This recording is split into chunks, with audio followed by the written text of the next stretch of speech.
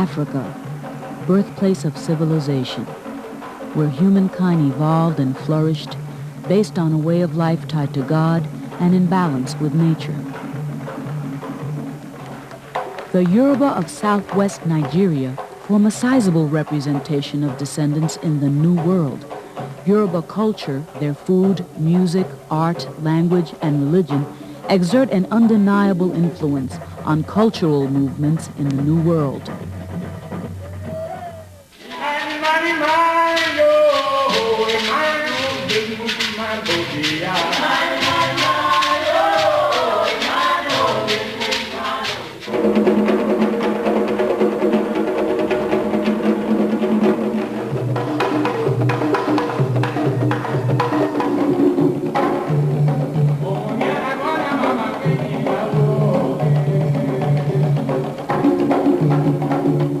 Into the Americas, Africans brought their sacred symbols, kept secret in their memories, dreams, and vision.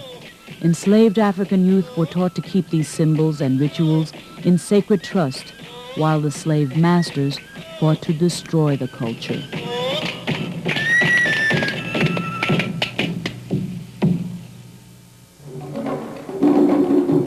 Syncretism, the process of camouflaging African deities with Catholic saints, also played a role in the survival of Yoruba culture.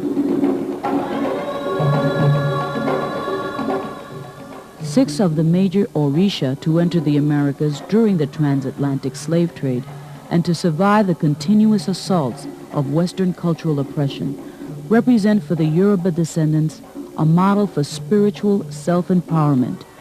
Yorubas were brought to Brazil, Cuba, Trinidad, Puerto Rico, Haiti, the United States, and other areas. For nearly 500 years, African descendants in the Americas have preserved their sacred traditions, passing them on from generation to generation. All Yoruba ceremonies begin with a libation to the ancestors. Omi tuto, ona tuto, tuto bogbo egun, tuto ile.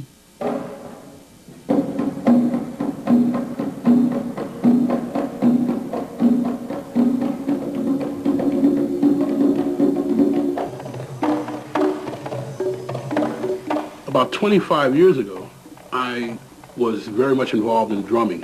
And through that, I became involved in a group of dancers and musicians who all were following Yoruba culture.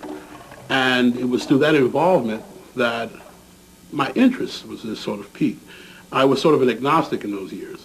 I was what they call intellectual agnostic. I didn't believe in anything. I read about everything. I had studied a lot of different other cultures and religions, but really hadn't found anything that fit my format. I was more of a nationalist. I was a follower of Malcolm and Garvey and people like that. So that it wasn't until I encountered Yoruba culture that I found an African model, an African religious and philosophic model that I could base my life in, and the rest is history. The Orisa, as the name implies, translates to mean heads that have been selected, Orisa, heads that have been selected.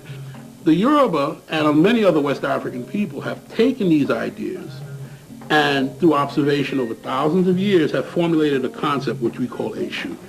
Eshu, as one of these potentials, one of these power bases, one of these selected realities, is then a reality which says, by the name Eshu translates as one of the major translations to mean that thing which causes things to gather.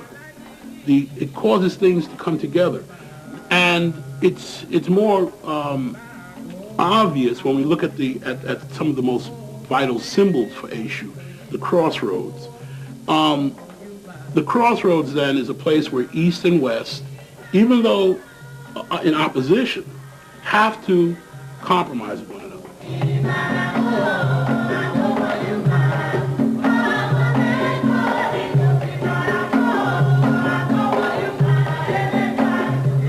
In Cuba, Eshu is also called Elegua, but his songs are still sung in the ancient Yoruba language.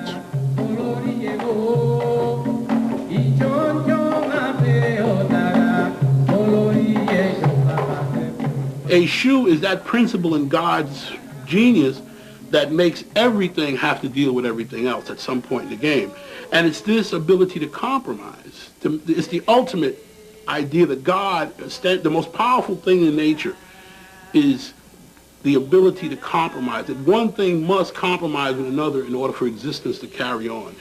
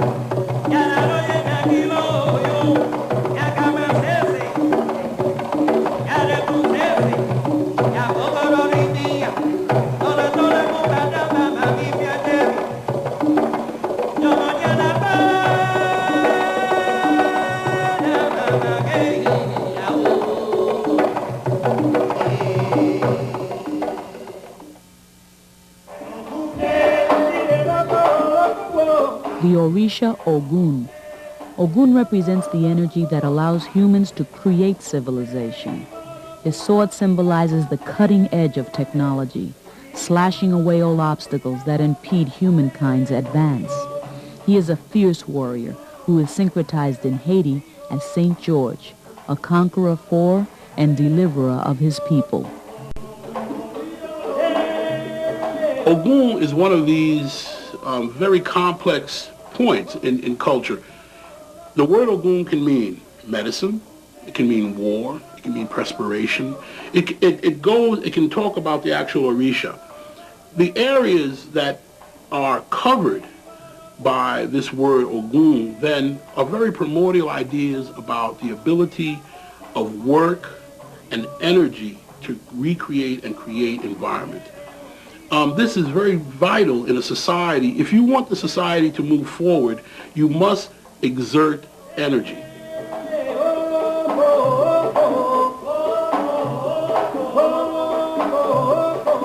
The Yoruba, like many other world people, have an ancient and classical culture. They thought long and hard about what the role of the warrior was in their society, what the role of the warrior as doctor, the warrior as inventor, the warrior as explorer. I mean, when we think of Daniel Boone, nobody shudders and says, oh, but he was a hunter who was also an explorer. He was also a trailblazer. He broke open new paths. Well, every culture, and of course West African culture, they had even more ground to cover than Daniel Boone. They then looked to the Oguns of their society, the Oguns of their history, who blazed new trails, opened up new vistas for them, and explored new lands, came back with new medicine, new sources of wealth for their people. All of this then is what Ogun does in a society.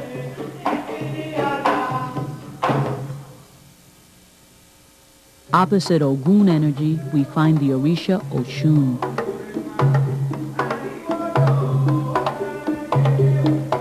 Oshun is God as feminine power. She is pure, clear water. She spins and whirls so that life will be bearable. Beautifully dressed in brass and gold. Cynthia Turner was initiated as a priestess of Oshun in 1970. My introduction to the religion was as a dancer.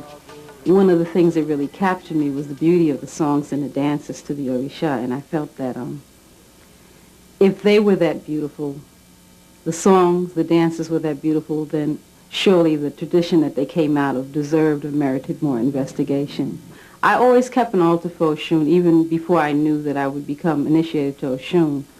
Because I had to set up an altar for her, I had to know a little bit about what some of her symbols were and what they represented. She has like a number of symbols that are, in terms of the animal kingdom, you know, beautiful birds, peacocks, and quails. and pheasants, things of that sort. But she also has some very, very down-to-earth, nitty-gritty symbols. Catfish, which are survivors, or scavengers, if you will.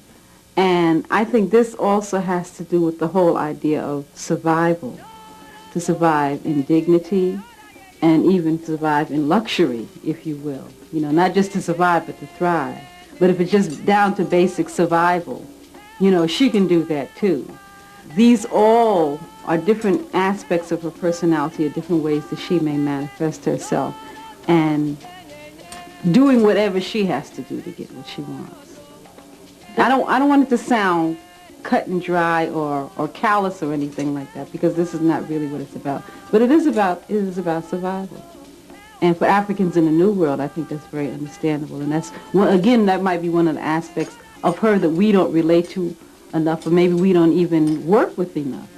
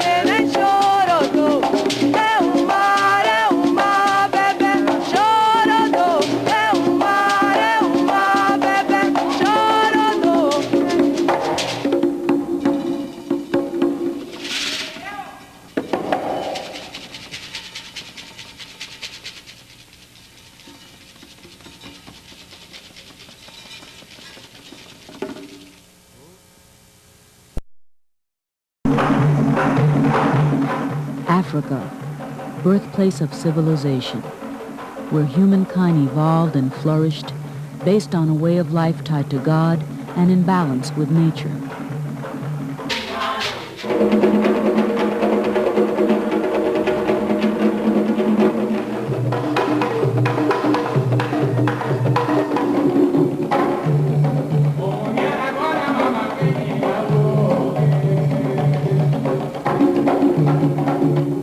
Into the Americas, Africans brought their sacred symbols, kept secret in their memories, dreams, and vision. Enslaved African youth were taught to keep these symbols. The Yoruba of southwest Nigeria form a sizable representation of descendants in the New World. Yoruba culture, their food, music, art, language, and religion exert an undeniable influence on cultural movements in the New World. Animal.